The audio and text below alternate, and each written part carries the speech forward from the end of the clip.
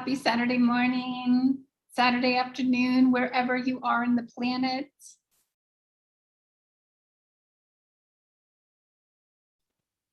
We're grateful you're here. And we'll get started in just a second. We're going to let other people trickle in a little bit.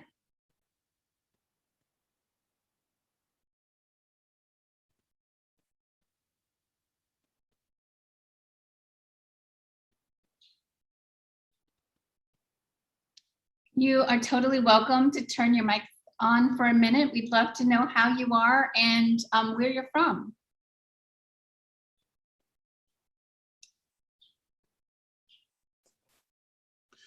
Good morning. My name's Matt, and I'm here as a guest of Michael Dankliff's. Wow, thank you for coming. You're very welcome. What coast are you on? Where are you at? I'm in New Hampshire. Okay, representing the Northeast. Representing the Northeast. Cool, awesome. And we are all in different places as well. Hi guys, I'm Hillary. I'm in Indianapolis, Indiana. All right, Hoosier, hi. Good morning. I'm from Ohio originally, so we were originally neighbors, but. Actually gonna go to Ohio tomorrow. We're gonna go to Jungle Gyms. No way, my brother lives 5 minutes from there. It is the best place on the planet. I've never been. Oh, girl, spend hours and go hungry. Oh my gosh, guys, it's the biggest international grocery store. And the entrepreneur, the CEO, he was like this wild visionary, and he made it into like a jungle theme park, and he bought a monorail, and you know, things, he hasn't set everything up, but it is an insane, beautiful global village, and they have groceries from all over the world. Oh, honey, you're gonna have such a cool time. That's awesome. Enjoy. Cool. Yes, that's so cool. Your first time? Yeah. Oh my God, I can't wait to hear how it is. That's so cool. Guys, say hi. Where are you from? Right now, I am in Florida, but I live in Georgia.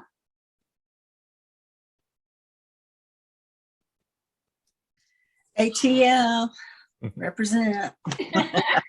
Pamela's in the Atlanta area, the ATL. And I'm also out here like Matt is up in the Northeast in New Hampshire. I'm taking up the space in the central U.S., northwest corner of Iowa. Iowa in the house. Cool.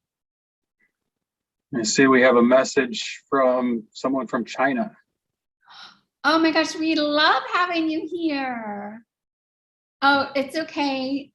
Janan, thank you so much for, oh my goodness. Okay, Han Sini, great. We are so happy to have you from China. I'm honored. And thank you for spending your time with us. Can you chat? Can you tell us what time it is there? South Africa, woohoo! I love it. You know what, guys? You have come to a place where we are truly 11 p.m. So good evening, my friend. So good to see you. You've come to a place where I think we are truly global souls. And we are so happy to connect with people all over the world. And for those of you who hang around in this community, I so look forward to getting to know you, because this is what it's about, is increasing and growing our global connectivity and consciousness. And we're here to have a deeper conversation about that consciousness and spirit today. So my name is Suzanne Buchanan, and guys, if you're ready, I think we should get started. You feeling it? Beautiful. So welcome to all of our new people here. We're going to ask that you mute your mics in the initial period. And don't worry, we're going to have plenty of time to interact with you, and we want to hear from you if possible. And we'll do that later on in the program. So my name again is Suzanne Buchanan, and I am a career communications expert. I'm a moderator, facilitator. I am also a global conflict specialist. So I love diving in the middle of chaos and helping people find their way through. And there's nothing I love more than bringing people together for conversations that matter. And I am blessed to be joined by my co-host, Michael Danclefs. He is a life coach. He is an old soul. And he is coming to that realization that he has far more wisdom than he ever gave himself credit for. So Michael and I got together last year when we saw what was happening collectively in global culture, in American culture, how no one was going deep and having conversations that matter. And we felt like this was the right time for us to show up for other people, for us to open a forum for people to have real conversations about personal growth and development and what it's going to take to get us to that next stage in life. We all have potential. We all know that we show up so we can continue to become what we were meant to be. And all of us here want to help each other get there. So today we're talking about the topic of spirit and how to elevate your spirit. And we're, to keep it real, guys, we see what's happening in culture. We see what's happening in different countries around the world. I read about what happens in South Africa right now. I have followed what's happening in Australia extensively. We see what's happening in China. As far as my background, I'm super aware of what happens globally. And we know that there are conversations that are not happening about what's right and good in this world, how we overcome these situations that we're in, and the importance of spirit in our life. For this month, we're talking about spirit. And for those of you who've been with us in previous months, we've talked about your vision, we've talked about your habits, we've talked about all of these personal growth and development topics that we feel are critical in the arc of our development. And, next month we're talking about gratitude. Then we'll be talking about gifts. And so you'll see there's an arc of conversation that we're having, and we don't hold back, we go deep. So I wanted to open us up and talk a little bit. I want to really introduce you to our guest speakers today. I'm your moderator. We are joined, of course, by my co-host and partner in crime, Michael Danclefs. He's going to be speaking with us. Alan Denhode, he is a wealth of depth. He's also an entrepreneur. He is also a IT specialist as well, and a coach. And then we have Pamela Duran, and Pamela is, again, there are old souls and then there are big souls. And Pamela lights up the room. Each one of our speakers today have a different strength. Pamela also, she is the CEO of Lift Up Events. Alan is also the entrepreneur of Common Sense, SCENTS. And of course, Michael, he has his Elevate Your Best coaching, in addition to everything else he's doing, in addition to the IT. So we're real people.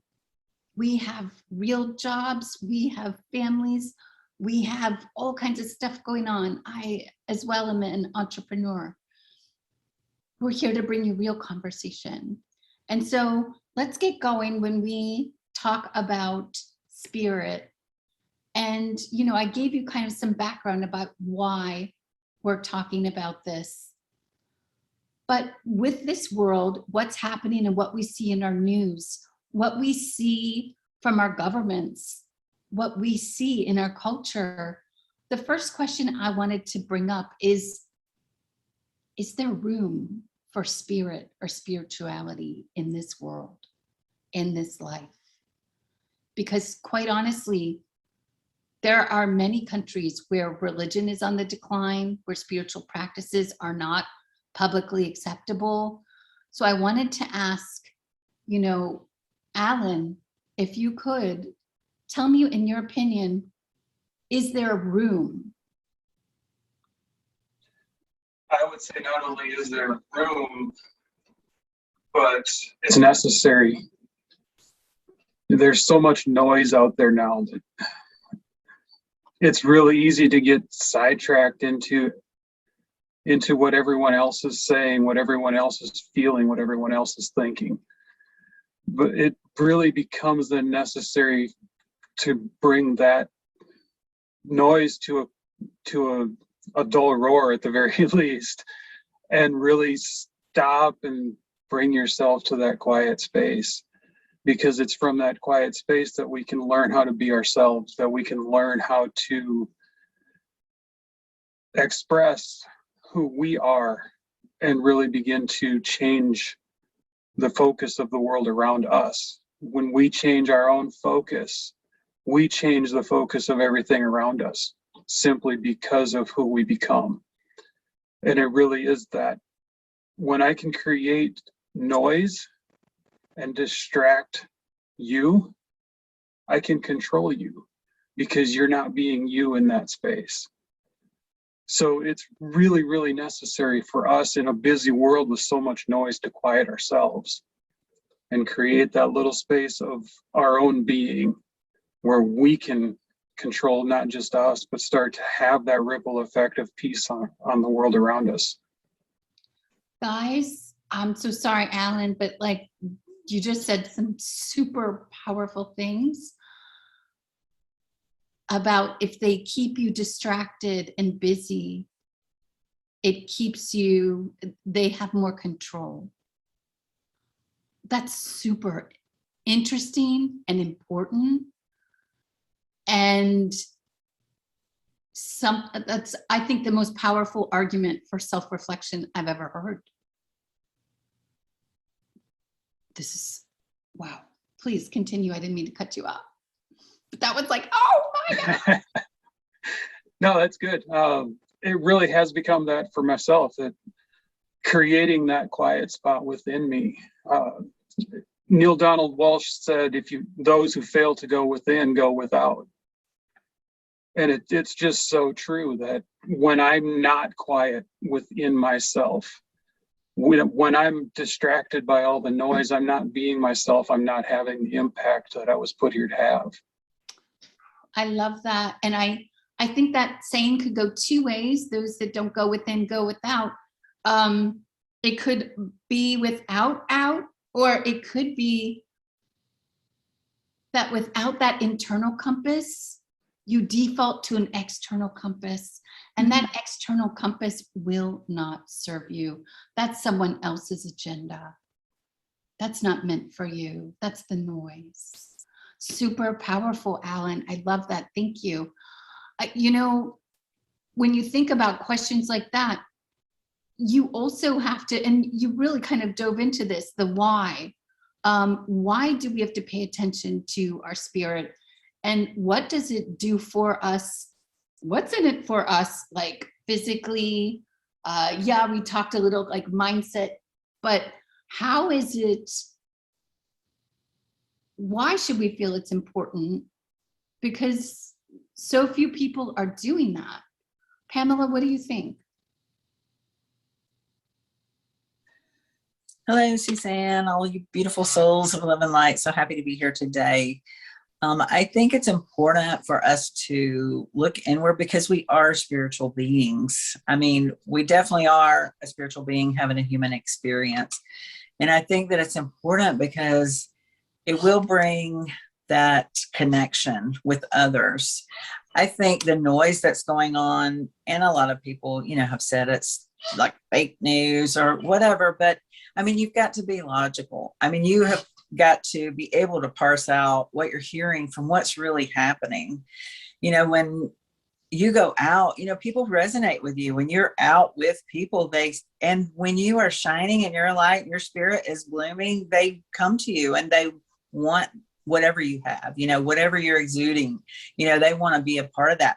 And sometimes this actually just happened to me this weekend. And I was a little scared. I was a little caught off guard, but I was like, okay, you're here to be the light, Don't be scared. When people approach you, just give them the benefit of the doubt and talk to them, and I think sharing that and building, that emotional trust, we have to do that. We have to be quiet so that then when those things come, then we can, absorb them and help those souls, those other spirits that are out there seeking the peace and comfort, that they may not be getting at home.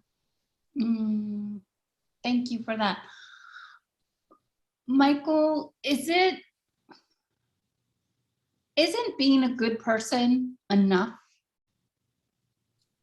Isn't that going far enough? I mean, you do all the right things, you say all the right things, you help the old ladies across the street. Isn't that enough? So I think that's a good place to start. But, when you're, if you're being good, as you said, what is that defined as? Is it that I'm doing my taxes, so I'm good enough? Is that where it is? Is it helping the old lady across the street?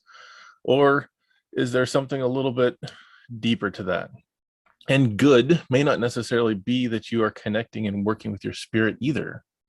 Because for me, whenever I'm connecting with my spirit, when I'm connecting with that higher version of myself, that invisible part of me, you're going to get the unvarnished version of me. And I know that Alan talks about this quite a bit, that's what I'm seeking, is without all these layers of conditioning and society and expectation of me, is whenever I'm working on my spirit, I'm actually going inside and discovering who that is, what that is, and the various layers of that. So I don't think that it is enough to just be good, because sometimes you of all people know, Suzanne, sometimes you got to ruffle some feathers in order to actually help change the world around you. And is that being good? In some people's eyes, maybe, in others, not so much. So that justification or that judgment, it feels like an outside thing versus an inside thing. So there's also this other part too for me around this is that enough?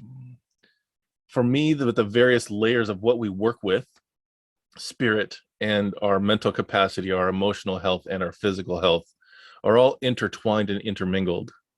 And if we aren't working on all four, then something's going to be out of balance. Something is actually, one area is going to actually lack, and it's like having really big biceps but really wimpy triceps. It causes issues over joints. It causes an imbalance, which then shows up as actually breakage, disease, outbreaks of emotions. So it really, to me, is being aware of that, as Pamela said, that if we are a spiritual being on a human experience, we've got to make sure that we're actually looking at the full spectrum. And I think that that's a key component that we need to also give some attention to, because when I'm low, I don't always know if it's intellectual, if it's emotional, or if it's spiritual, or is it physical? I don't always know.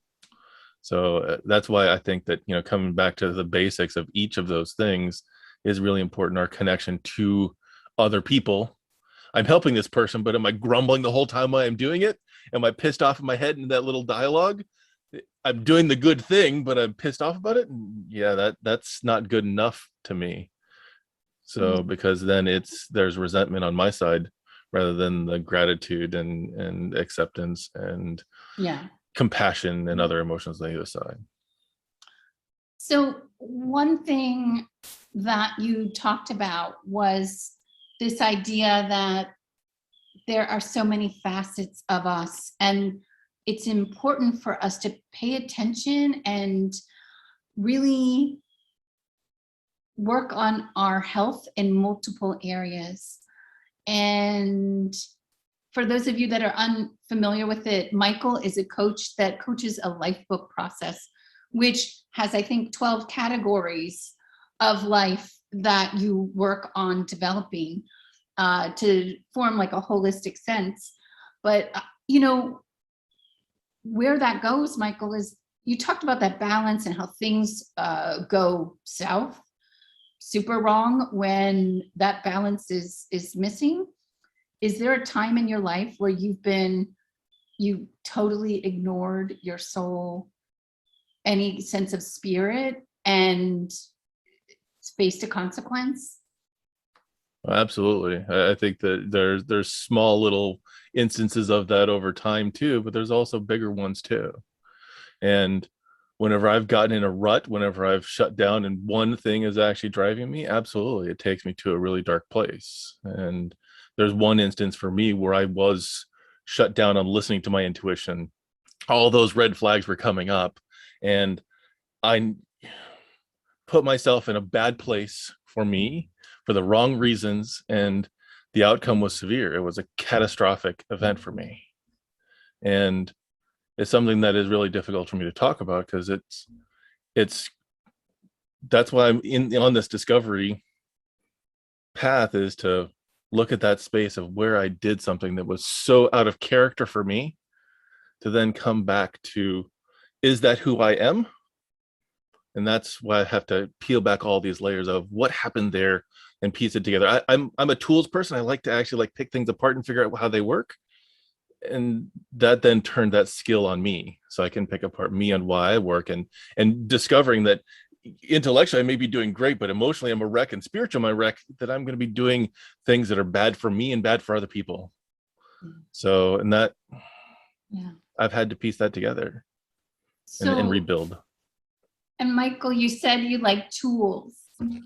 So I'll come back to you, but Alan, what are the skills or tools that will help us if we feel like we're not even sure we have a soul anymore, or we're feeling super out of touch? And how do you get back? How do you find out if it's still living or if it's still you? What are the skills you need? Really, the biggest one I've found for myself is the ability to find a quiet space. A lot of times for me, that's going outside, getting in nature, finding some place where it's just quiet. I don't hear the world around me. There's no news in the background. There's no radio playing. Leave my phone in the house. So I'm just simply not distracted from myself. And for when you get in that space, that can be really uncomfortable, because you can't walk away from your thoughts so easy.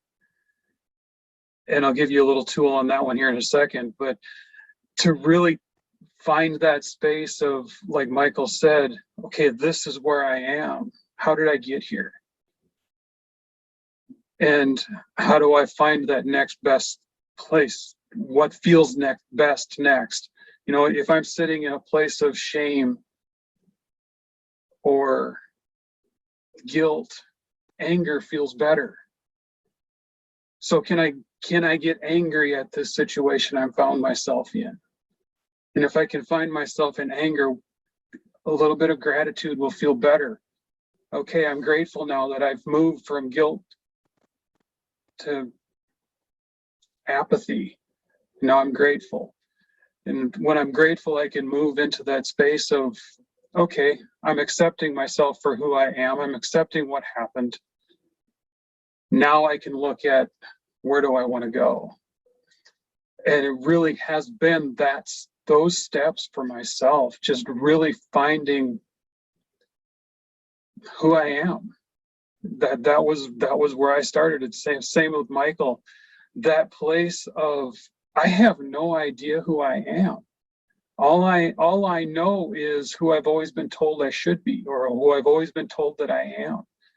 And when I heard, if I want to be free, I've got to be me, that really started that journey of diving into myself. Who am I? Who is this spirit that is me? And really finding that space of quiet self-reflection, self-care, self-forgiveness is huge. If you can forgive yourself for all of the things that you didn't know, that you think you now think you should have known, then you're free for that self-love that comes next. And the little tool that I would like to share, the biggest tool I've found for myself for quieting my mind is pay attention once what's going to be your next thought and watch for it. As long as you're looking for that next thought, it will never come.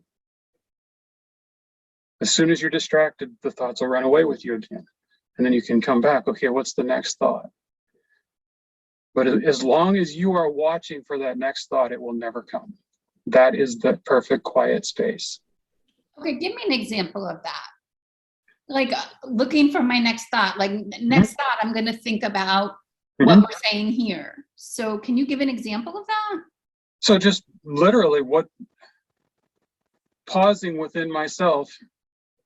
Okay, what am I going to think next? Without an agenda. What is my mind going to think next? What's that monkey mind going to do next? And just wait for the monkey to come out. And as long as you're watching for him, he will not. So am I hearing correctly that part of this process-wise is finding space, creating a quiet space, and then I'm hearing listening to our thoughts, paying attention to that.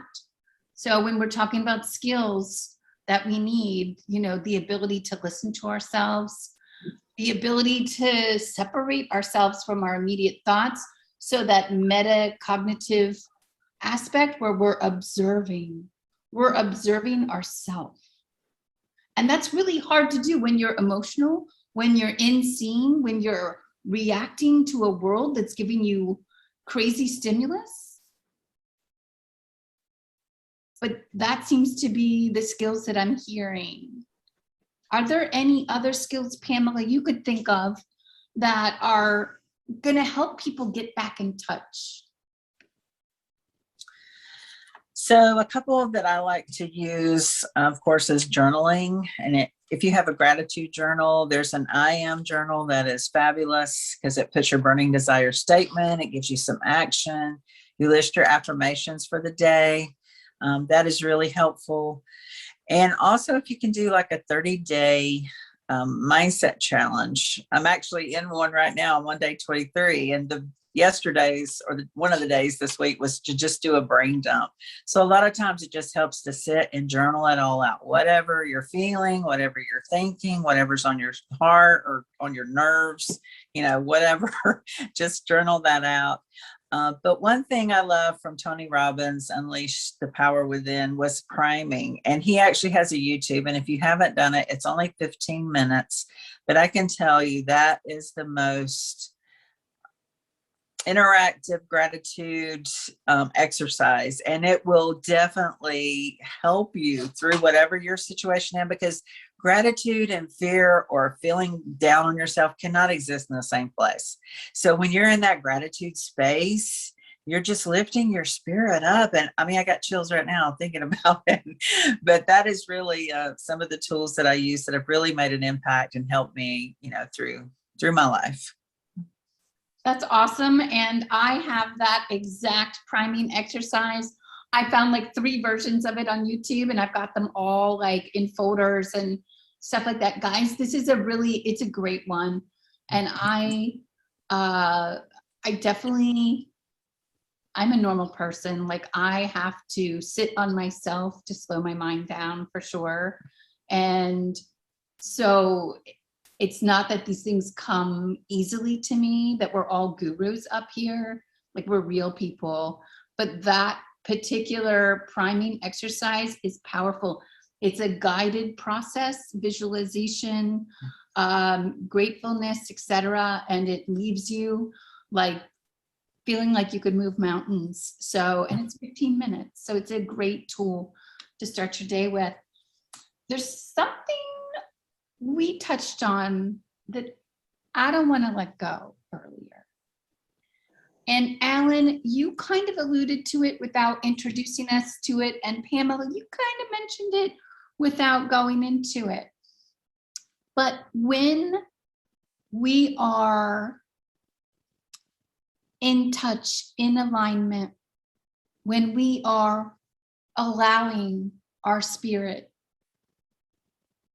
to really reveal itself and to work in our lives. There's something about vibration that happens. And Alan talked about these levels of feelings when you're feeling super shitty, when you're feeling guilt and shame. And he said above that was apathy, which I was so interested to learn about that. But part of these levels are vibrations. And our emotions in themselves are not just GPS systems that should tell us, indicate something about our health, but they also carry a frequency, and they also have this vibration. So Pamela, can you tell us a little bit about that? Because you had mentioned the word vibration specifically, and how that is impacted by maybe a spiritual practice or finding that area within us. Sure. So I've been doing a lot of work also with Bob Proctor recently, and he has a beautiful abundance meditation. It's like 20 minutes long, but he also has a challenge that you can do. It's 5 days, it's free. But he goes into how to shift your paradigm, that we're all born with one. And to change it, you have to raise your vibration. You know, we're all on a frequency. We're all energy, and we are all vibrating on a frequency. And one thing that I love that he shows is, here we are, but this is where we want to go, you know, our goal. So we've got to raise our level of vibration and frequency to get here. And the way you do that is you believe, you visualize, and it will happen, you know, through your affirmations. I mean, this is a level of manifestation, if you are familiar with that at all, anyone.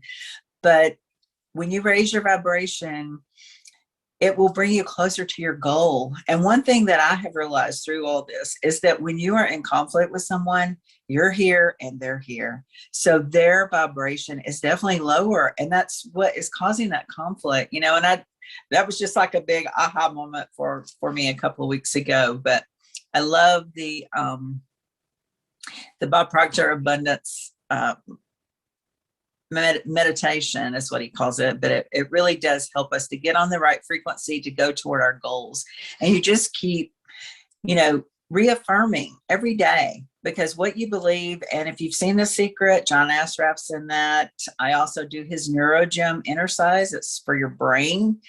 So I've got a lot of little tools and tricks of people that I follow that really help me raise my vibration and frequency to make my goals, because you have to have those big goals. And as your vibration increases, you're getting closer and closer to that goal. Agreed. And guys, you can see we all have different tools. It's funny though, because many of us who are, you know, the four of us don't get together and plan this stuff out and like present you similar stuff. This is actually a convergence of people who have growth-minded goals. And we end up finding these resources along the way because we haven't given up searching, because we haven't given up believing. And we have opened ourselves to allowing information in. So Michael, I wanted to, like, you know, in previous conversations we've had, you've shared a lot about your journey.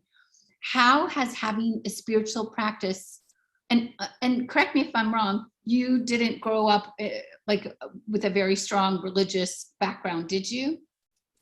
So I was raised, my dad was Southern Baptist and Church of Nazarene. My mom was Presbyterian. So it was around and we went, but it wasn't something that was a prevalent every weekend you go to, here's the Bible.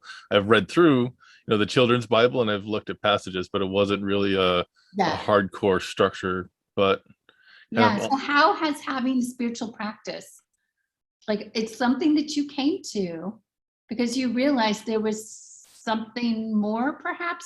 Tell us about coming to it, and then how has it influenced the other areas of your life, like your relationships or even your career or your health? So for me, the process is more of an unfolding step by step. Like I said, it wasn't really kind of a ritual that I grew up with. So it was a matter of finding my own and finding what resonated with me. I would have considered myself an agnostic for a really long time. But as I've done what some of the other speakers have talked about, of that slowing down and listening, there, for me, found this kind of universal truth amongst all the various religions. It's just like if I say uno, or if I say one, or I say ichi, we're all talking about the numeral one in English. But to me, it feels like that's all terms for the same experience. We're just seeing it from a different perspective. And for me, it was that slowing down and listening hugely impacted my relationships, because I learned to listen to myself. So now I'm listening to other people to hear, not to respond. That made a huge impact in my relationships.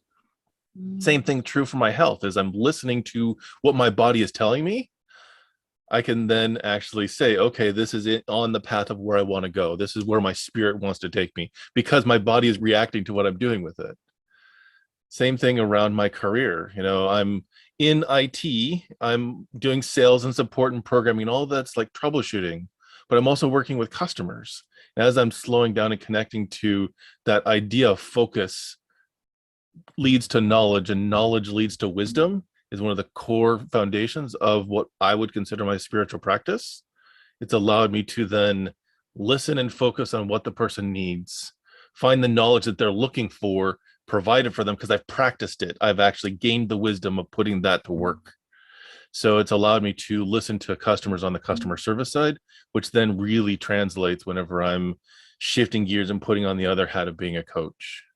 Because for me, it's a matter of connecting with what's not said many times is far more important than what is said, and understanding the layers of why underneath what's been brought.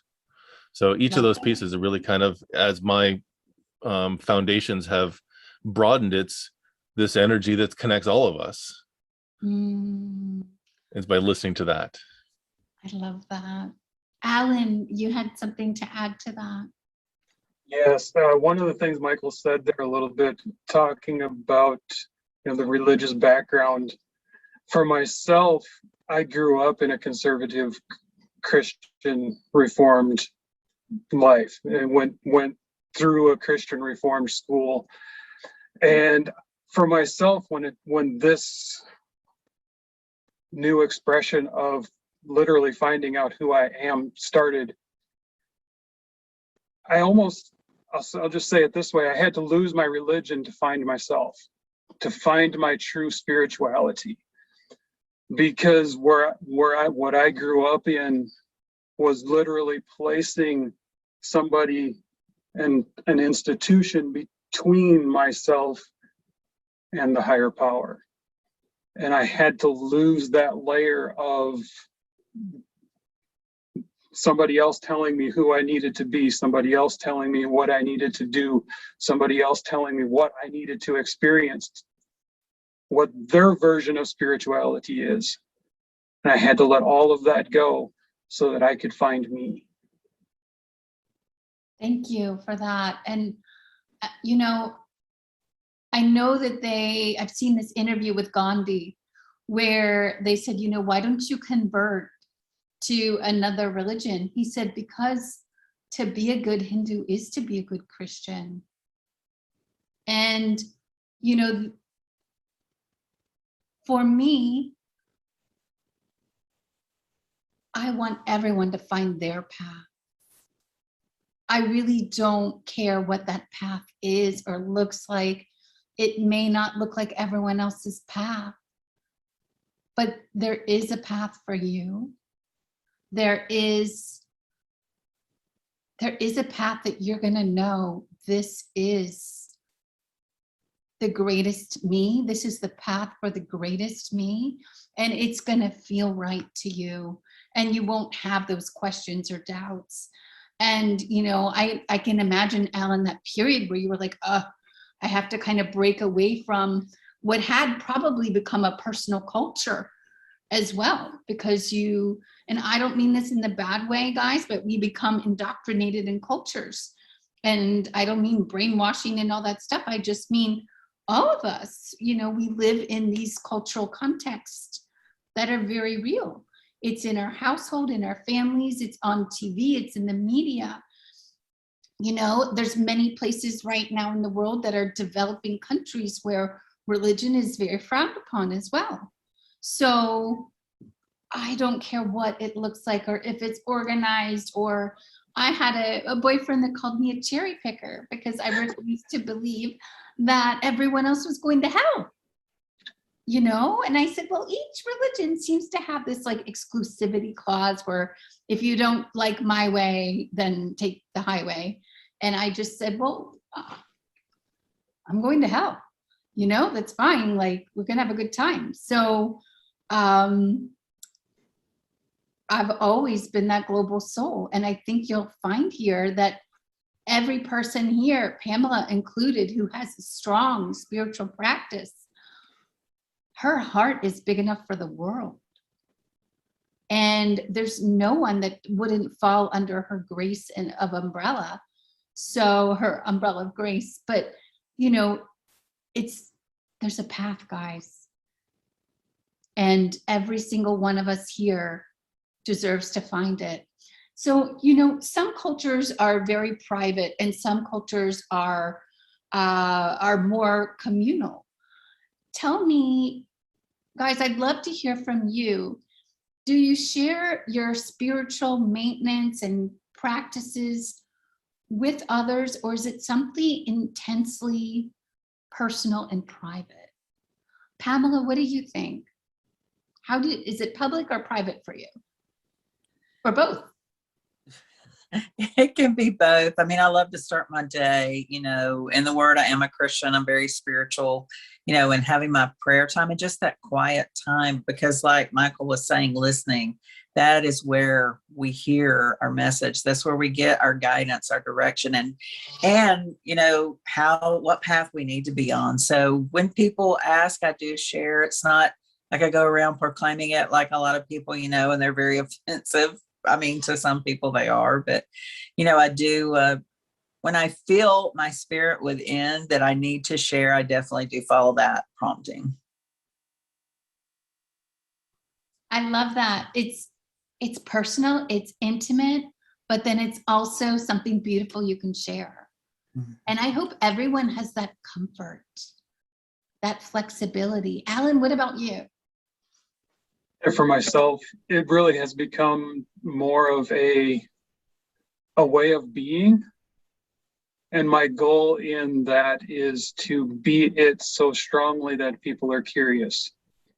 That it's not a putting it out there or forcing it on somebody, but more of a, what are you doing? Why are you always so happy? Why are you always in such a good frame?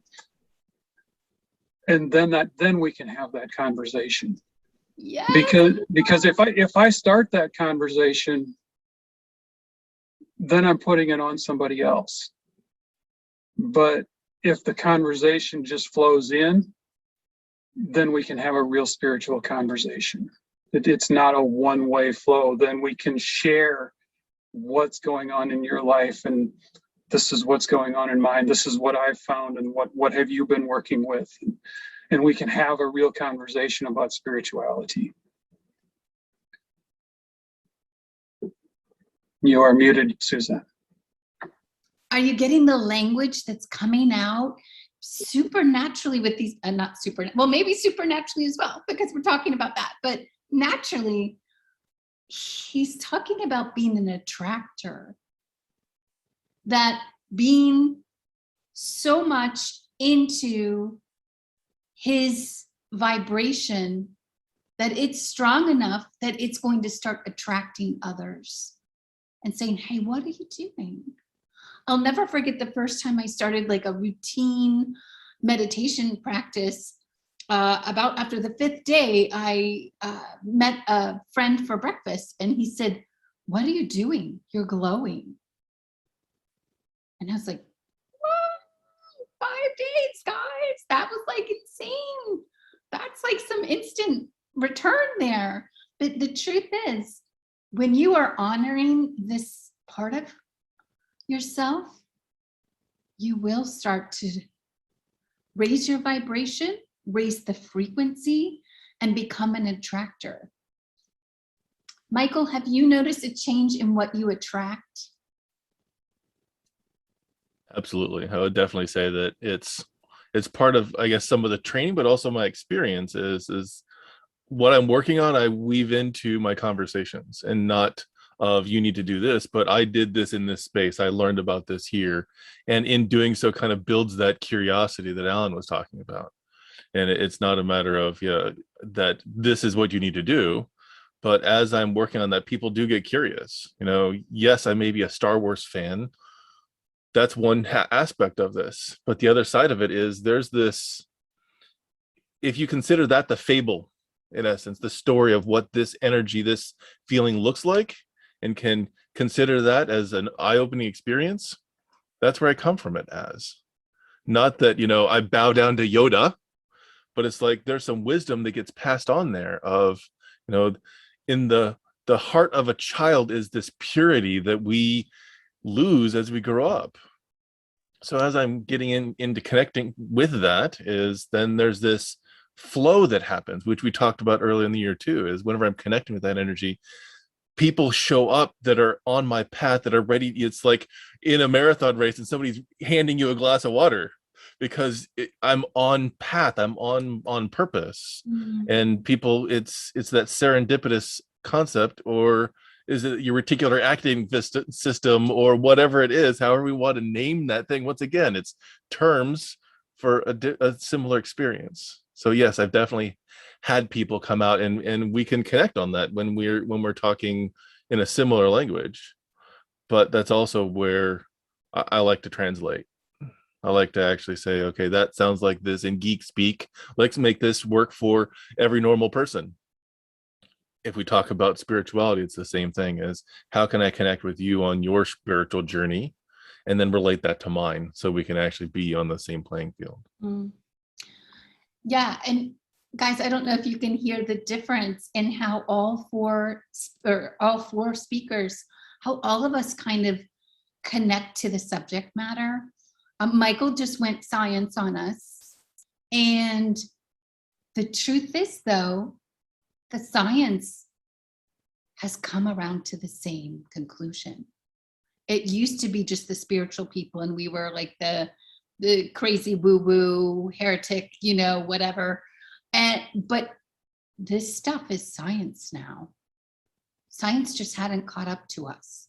If you look into the work of Dr. Joe Dispenza, if you look at some of these other thought leaders on neuroscience, you're gonna find science brings us to the same plane, that this stuff is actually real. So it goes all the way to particle theory, guys. It goes all the way there. So this is a beautiful point of time where science has caught up to some of the stuff that we felt it, we knew it, but there was no proof. And we've arrived. And this is just the beginning, guys.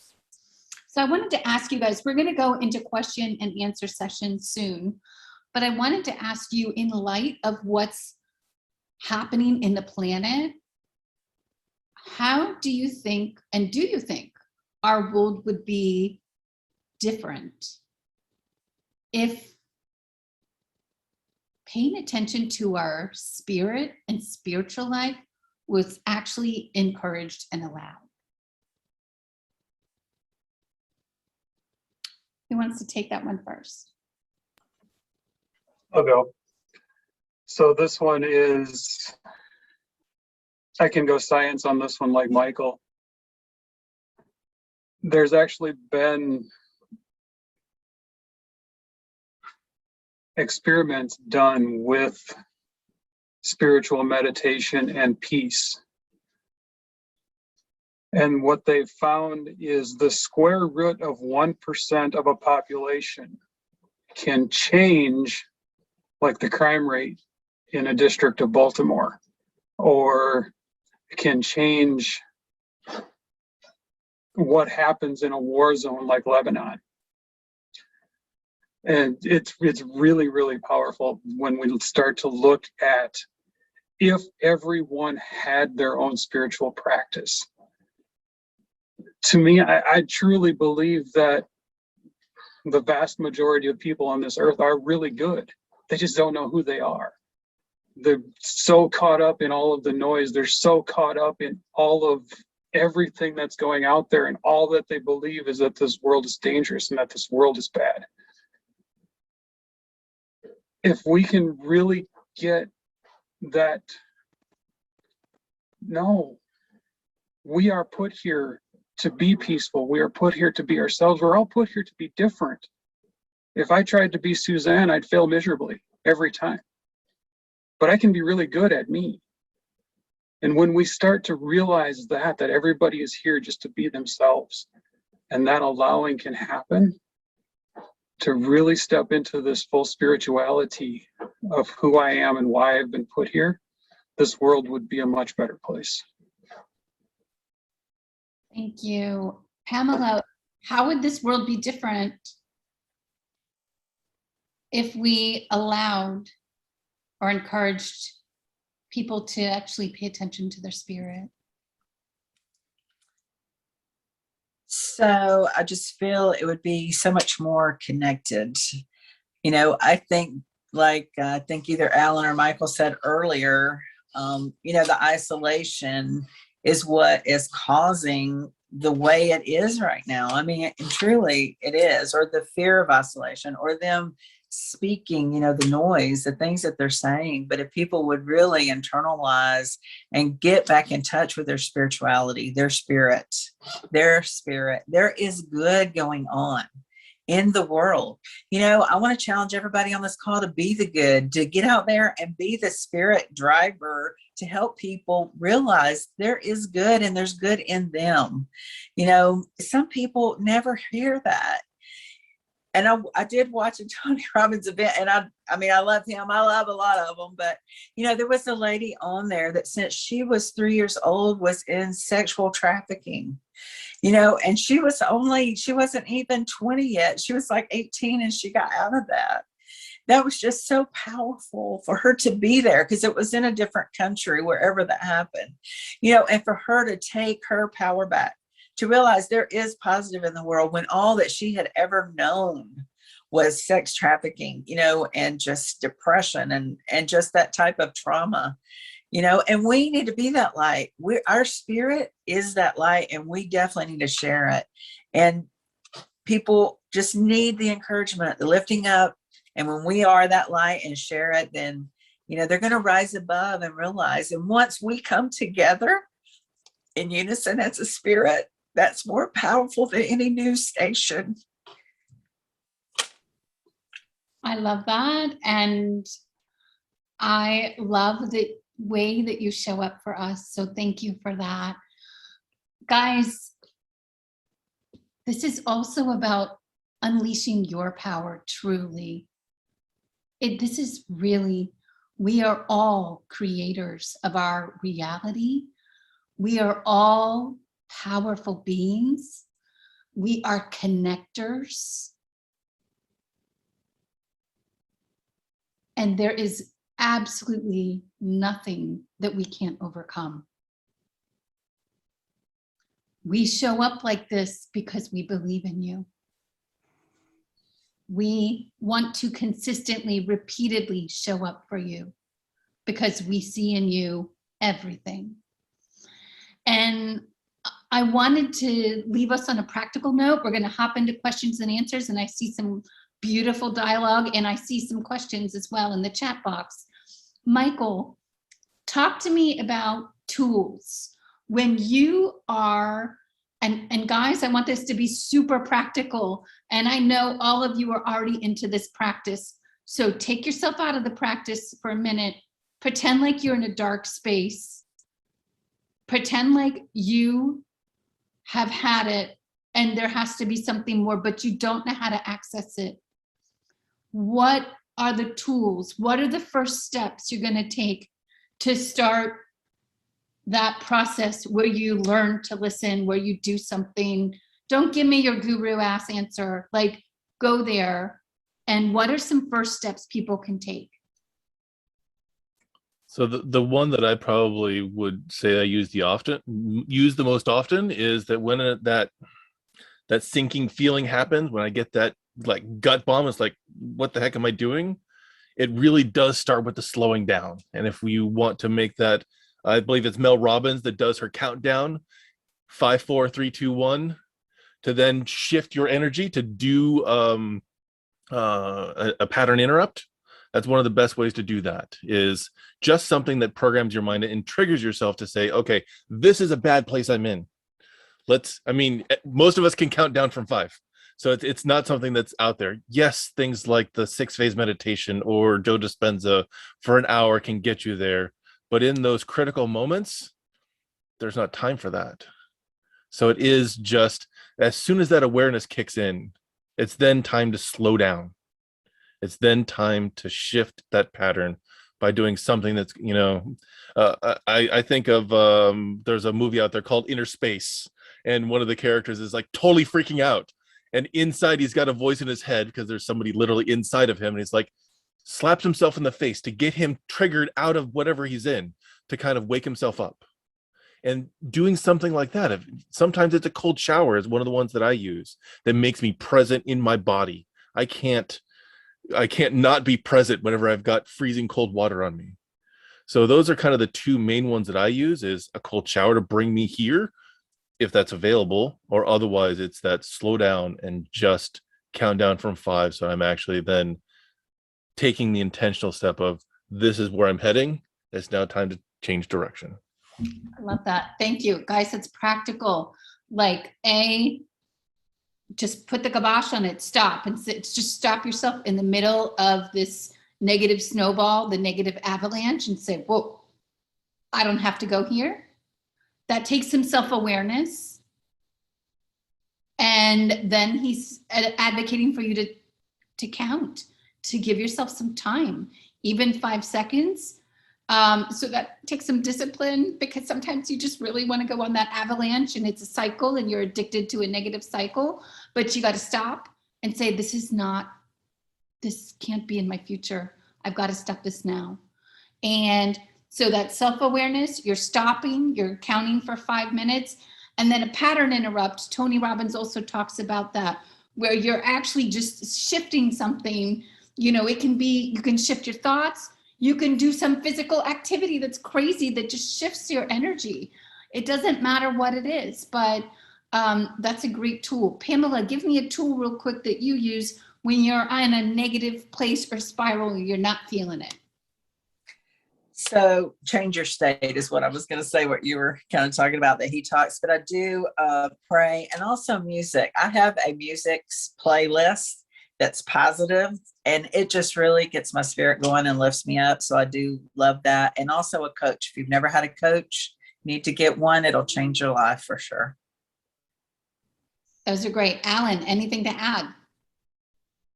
Really just what you said, awareness is the first step, because without the awareness, we'll never take the second step, even if it is a 5-second countdown.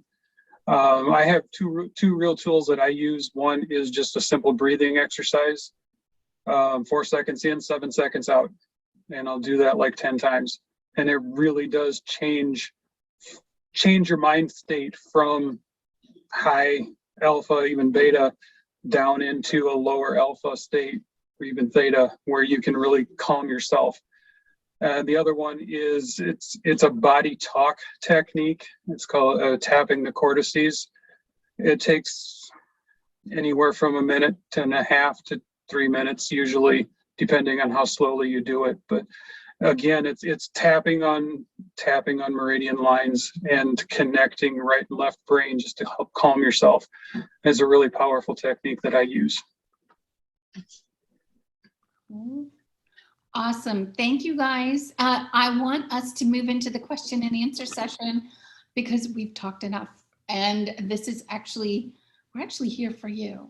So we want to open it up to any questions.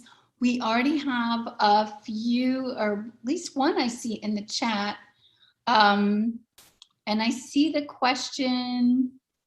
Let's see. Is it Mamokit? I love that. I want to know how to pronounce it. If you can come on, let me know how to pronounce your name so I can. It's Mamukite. Mamokite. Tell me, where are you from? I'm in South Africa. Beautiful. I love it. It's gorgeous.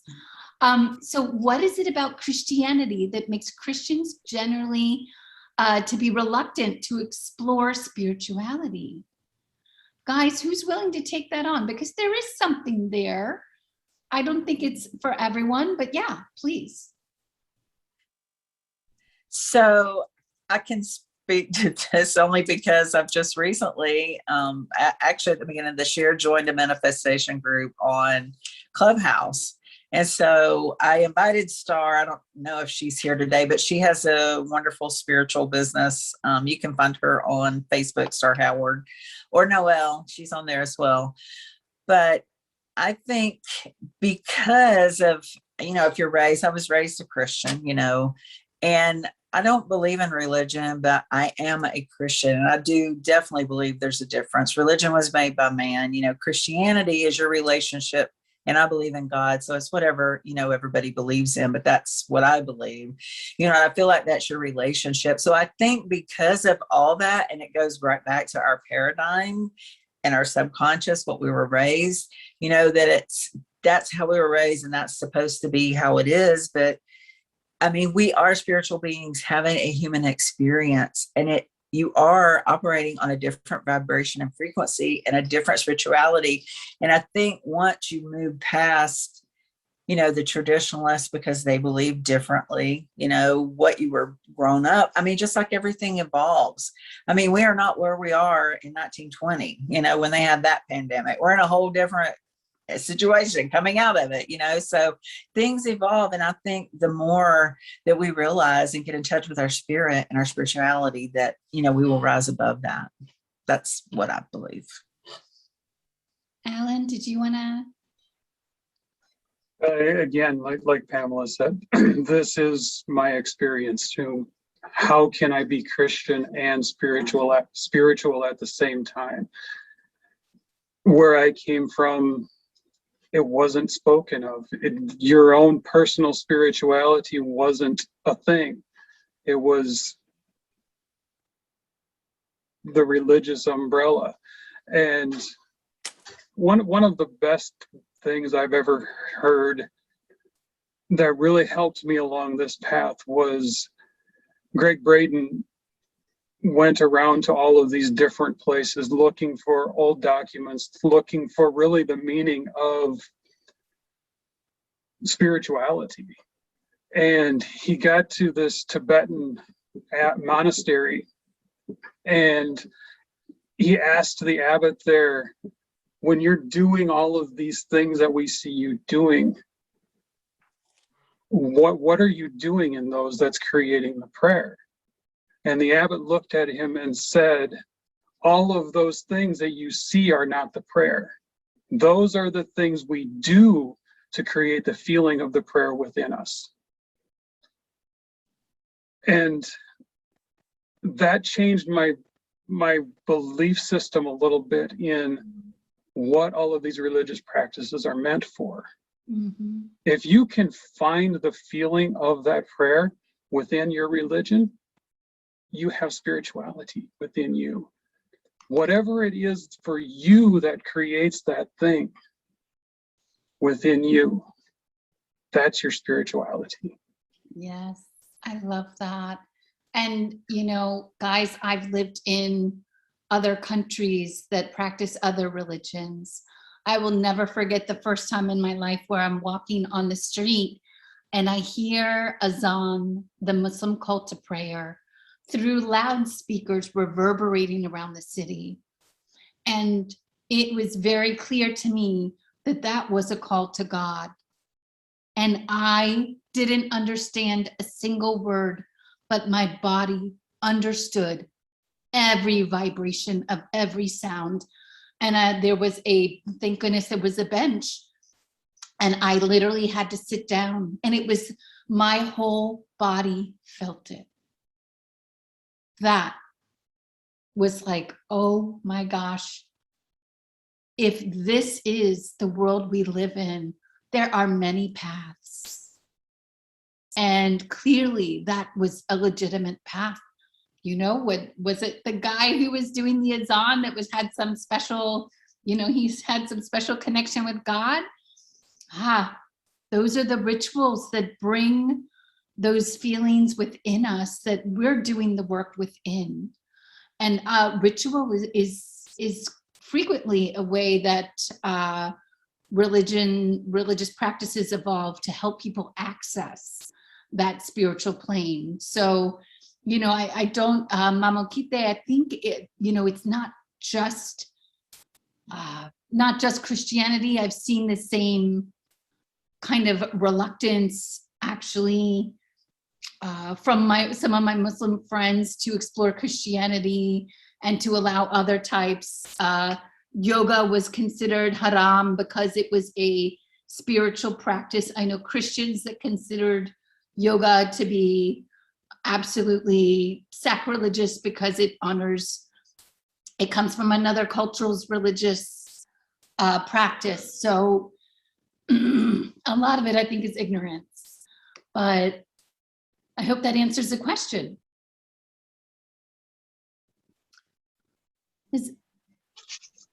Thank you. It was well explained. Thank you all. Sure. And are there any other questions? We want to open it up, and you are welcome, like Mamokite did. Please feel free to unmute, and talk to us. This is your time. I have a quick question. So I came in a half hour late, so maybe you guys have covered this too.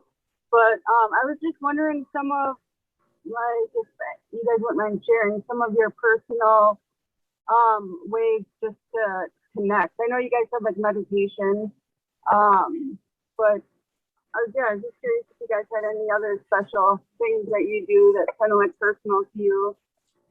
If you guys don't mind. Yeah, guys, so what are our personal rituals?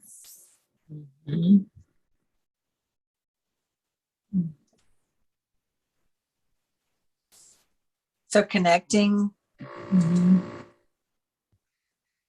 So I love to do, challenges. There's plenty of challenges, like Life on Fire Challenge it is a Christian business entrepreneur journey. I really connected with a lot of people there.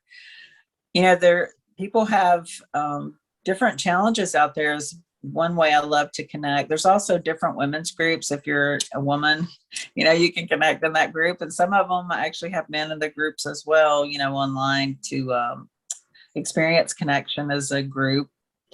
Tony Robbins group, they're like-minded people. The Manifestation Mastery on Clubhouse. I mean, there's different platforms you can connect on, to really find someone that's in your lane that, that will resonate with you and your spirit. And Jenny, I think Pamela did mention earlier, you were right. I think it was before you hopped on. Journaling, she mentioned. I think music was a way for her to tap in as well. And but yeah, so those were like the online practices. Pamela, what were the other ones that you kind of routinely practice? So the priming that we talked about, I'm not sure she was here for that. And that's a video. And I did list those out, and we can put those on your website, Suzanne, for the Elevate, so people can get it. But also there's an I Am journal. It's only like $15 and you can write in it every morning and every evening. So it's like a gratitude journal. Okay, thanks guys. I can rewatch it too. So that's no problem. Thank you guys.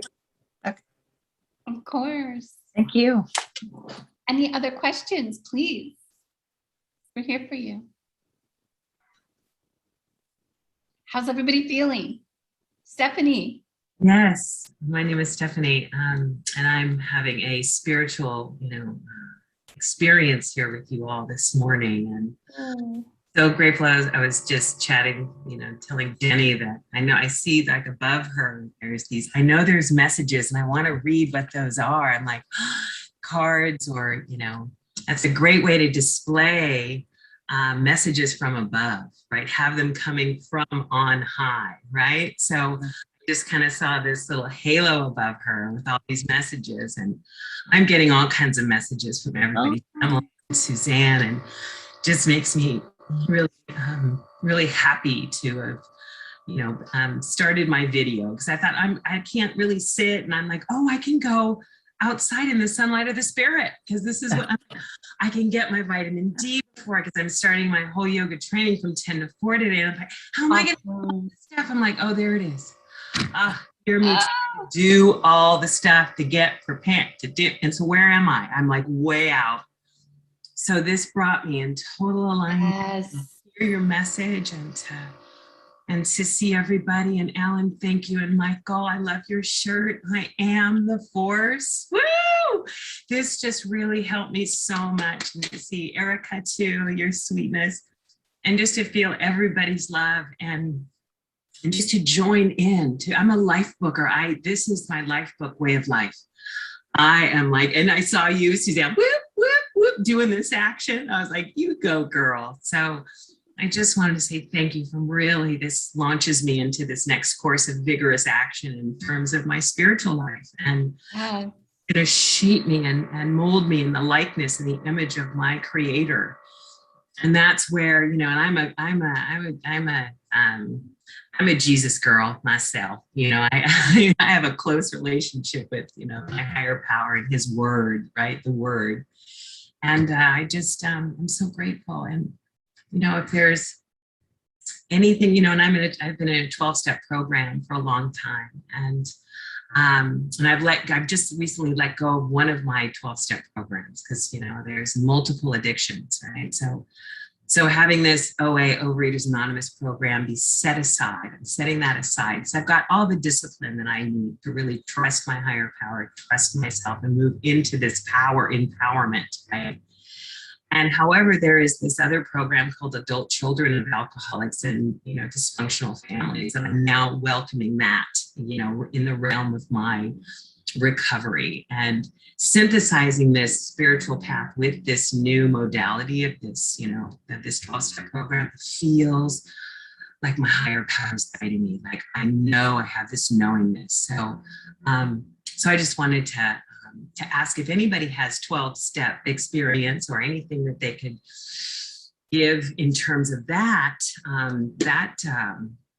modality that could help me to welcome in this new learning curve. So, guys, does anyone want to jump in? I do want to offer something, but I want to give you guys the opportunity first. I just want to say thank you for sharing that you are on this journey, because that, it is anonymous in most cases. So thank you for taking that on, and knowing, like any of the tools that we've provided, there's a time and place for them. And even each of those 12-step programs have a time and place, and there's a time whenever you put that tool aside. And I think that, especially since you're already doing Lifebook, that's a larger plan that all these pieces really fit into. So I very much want to say, thank you for being on that journey, being an example of a way to shift your energy away from something that didn't serve you, and then looking into a vision for what you're going to do for your future. So I know that we've got quite a few other Lifebookers here, so it's kind of preaching to the choir a little bit, but I like seeing examples of people who are making it work, because there's, the people who, it's just like the books on the bookshelf, that sometimes you buy them and they sit on the shelf, and other people actually have their life book and they live their life by it. So it's been an amazing experience. So thank you for doing that. Agreed. And so I don't know if many of you have been with us on this journey through the year, but I don't hold back. I do believe that sometimes we have one moment to change somebody's life, to impact the world. So I never hold back, and for good or bad. But Stephanie, you've been radiating the most beautiful energy the entire time. I was basking in the sun with you and was feeling your energy the whole time. So, oh my gosh, you are beautiful presence, and thank you for sharing with us. Super powerful, and I just got chills, so I know you're feeling it too. Yep, I got you. So number 2, and forgive me, I don't mean to blow up any paradigm. I speak this with total love. You being able to let go of a program, to me, means that you have changed your identity. You no longer identify as the victim of XYZ or whatever that was, that negative thing that you were working to heal. And I will challenge you to observe, as Alan has said multiple times today, your self-talk on who you are. Because chances are you are not who you were. And while I love all paths to healing and recovery, I have a slight issue with a program that will forever brand you as a broken identity, because you are not broken. You are amazing.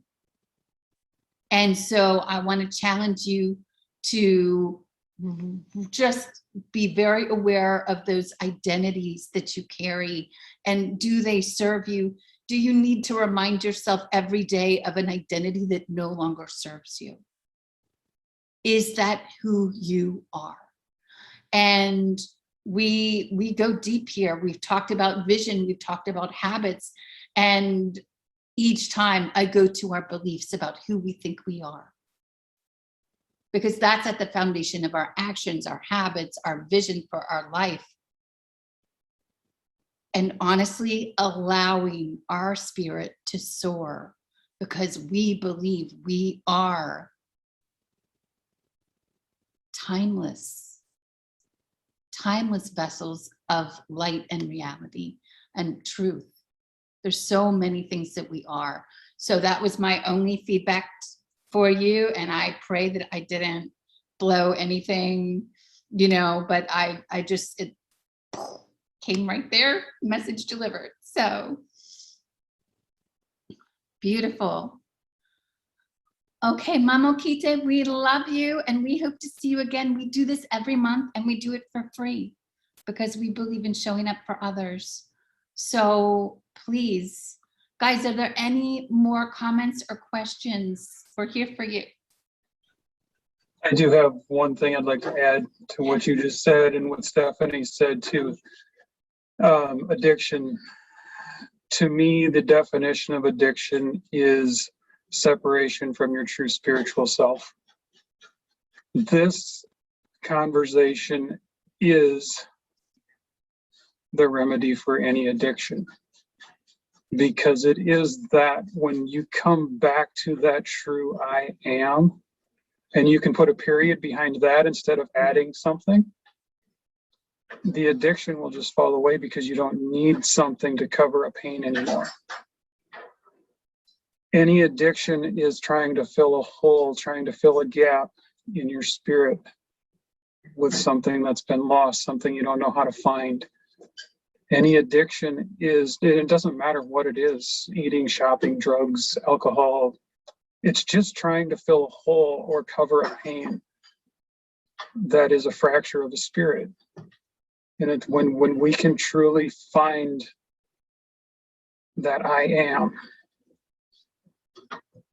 And like Suzanne said, be really careful with what you put behind I am. Because most of the time when we say I am, we're looking at who we're always told we were. And it's not even our own voice. It's our parents' voice. It's society's voice. It's a teacher's voice that happened in first grade. Les Brown tells the story of his teacher coming around the desk. Don't you ever let somebody else's opinion of you define who you are. You get to decide who I am. Mm-hmm. Nobody else. Mm-hmm. And when we truly realize that, that's where we find this freedom. That's when we become free to be. And I'll just put a period behind that. I love that. And I have, my own example of that. I have a rare and potentially fatal blood disease. I've had a 3% chance of living. I've had my family fly in for my funeral, woke up to a coma, and had doctors told me, I better thank God I'm here, because they had given up on me. So did I choose to believe that I'm diseased my whole life, that I come from lack, that I am less? Or did I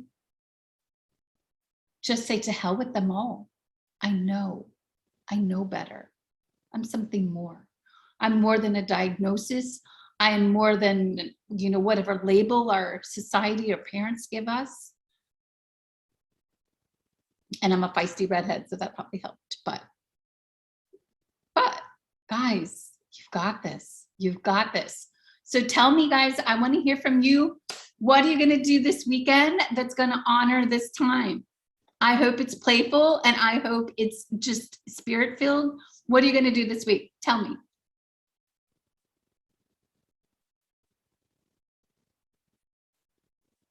Go on, take your mic off.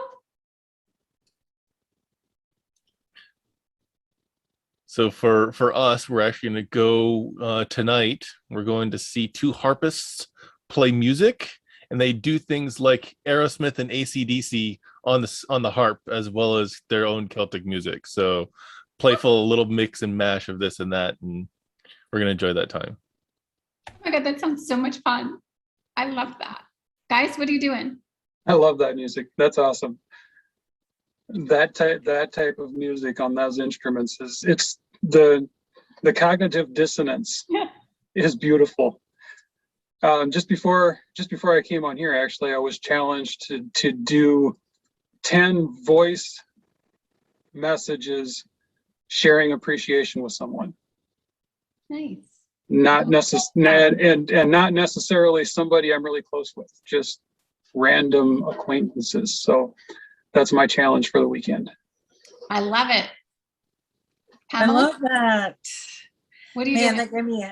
they gave me a great idea. Maybe you could do that on every platform, not just on the phone. Like, that would be cool. Just random people. I'm spending time with family and getting out in nature. I love to get out in nature.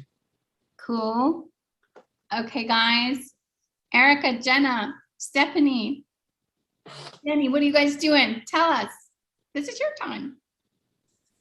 Well, I was just tapping into Jenny, trying to, I thought, I want to talk with Jenny, and what's your last name? Because I'm like, I want to chat with you and get to know you better on Lifebook and make that connection, because that's one of the goals, to connect more on Lifebook, and then she just had information in the chat. It just tickled me to no end. So I'm just like, my face kind of hurts from smiling. Awesome. But so that's what I'm going to do to enhance my connection with y'all, and taking down names. And I've got my flashcard with all my fun in the yellow for the sunlight of the spirit. So that's enough cheesiness out of me. Woo woo! I love it. I love it. Okay, guys, what else?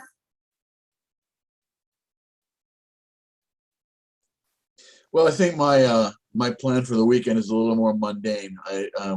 Because it's a holiday weekend, and I'm an entrepreneur myself, and I am engaged in an education program, and I have a million things to do just to get back to the top of the power curve, right? So I feel like I'm in a little more control of what's going on. But as a few folks have pointed out, I think it's going to be critical to, find 30 minutes to just sit quietly, consider the notion. I'm quite struck by the notion of exploring the notion of I am.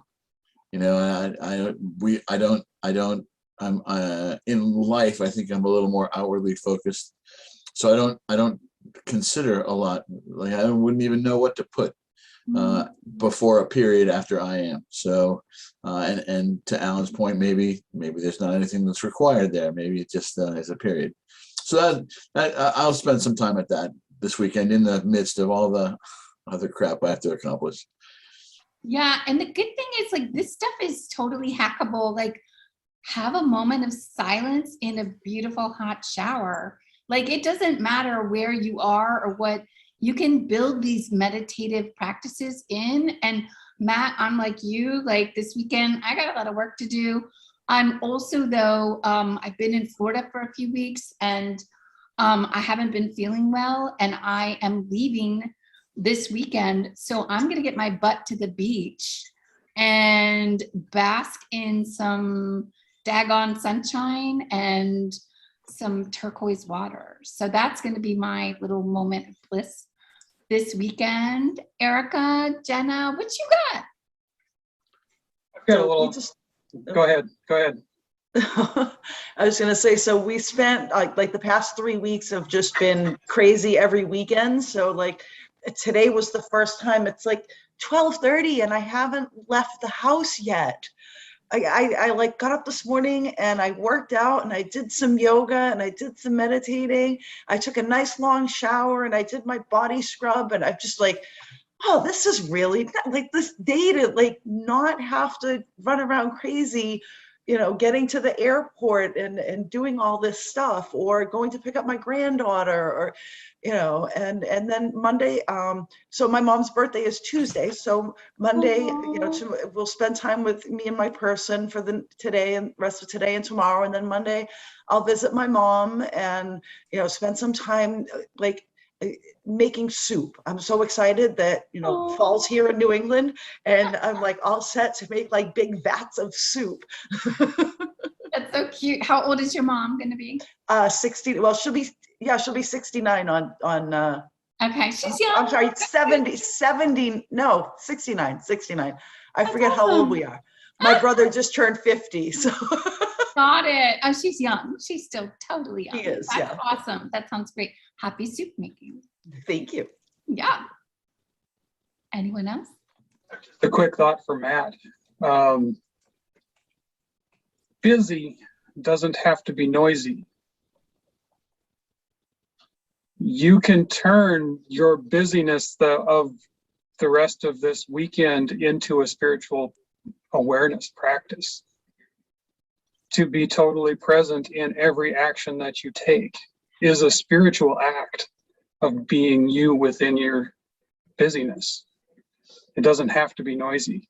It doesn't have to be anything that's happening outside of you. You're choosing to do these things, so it is your I am for the weekend. But it can be totally you instead of everything around you piled on. It can be you expressing yourself through all of these things. That's a fascinating idea. Thank you, Alan. That's extraordinarily valuable. Yeah, and that's exactly what I was talking about earlier, having that impact around me, being it so fully that everybody sees it.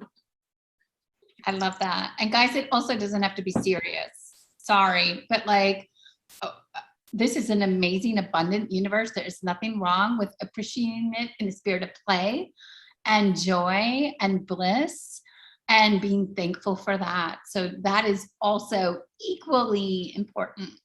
So yes, anyone else? Otherwise, yeah. I'll share real quick. So I'm really big on like trying to I have ADD, so I like always try, but then I get over, you know, I just try to do stuff. So instead of trying to plan to meditate or like try to fit it in my schedule, just take the time to just do it. And I'm working on like writing a book. I'm going to school and I've been getting straight A's compared to when I used to get F's when I was a kid. So if I could just take that time off and stop trying to plan and just do. Nice. So, I yeah. love it. Awesome. Awesome. Anyone else? Beautiful. All right. We are so grateful to have you here. Michael, any parting words for this week? Guys, we'll be back here next month and we're going to talk about, I think we're talking about gifts, right? No, we're talking about gratitude. Yeah, we're talking about gratitude, which kind of is an underlying concept throughout most of the summits that we've been doing, is it comes up as one of those tools.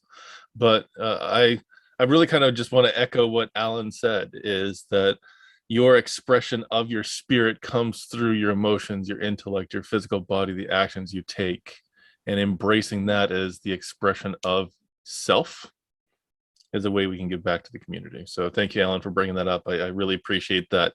Hammering that home is let's make that us in the world.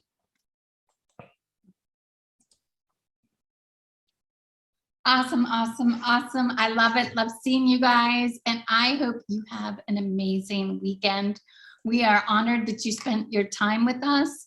And please stay tuned. We will reach out an email to let you know when we're moving forward on the next one. You'll find us in LinkedIn as well. And you'll also, I think, get a survey. Is that right, Michael? Yeah, we'll be sending that out as a survey, as kind of what we did, so we can get some feedback, so we can certainly make this a better experience for you. We did shift our format last month and rolled that into this month, so any feedback that you give would be really awesome. And I will continue posting this in the Lifebook community as well as we kind of move forward, just because this really resonates with what I want to bring there. And if you are on LinkedIn, we do have a LinkedIn group as well where we'll be publishing things. Suzanne also maintains a Facebook group if that's the platform that you're on. Please connect with us, follow us, and keep this conversation going, because this is the primer. This is where it starts, but we really want to keep this conversation going so we do continue to elevate our mindset. Beautiful. Okay, guys, go get it. Go get it. Thank you, everyone. Thank you. Take care. Bye-bye. Thank you all. Woo, thanks so much. Starts within you. Bye, hon. Have a great day. Have a great week. Bye, guys. Have a great day. Bye. I love your Thanks, sparkly. Stephanie. Thanks, Jenny. Love your sparkly, Oh, cute thank you. fabulousness too, and your sweatshirt, Jenny. I like the contrast, right? Guys, Yeah. have a wonderful day. Take care, I start in half an hour with my yoga, and this is just exciting. Oh, thank you. Beautiful. The inspiration. I'm a Thanks, lifelong Alan. yoga girl, so Good. So I can. I've got more names on all your names on here, so you can contact me. cool. Have a Awesome. great day. Bye-bye. Bye.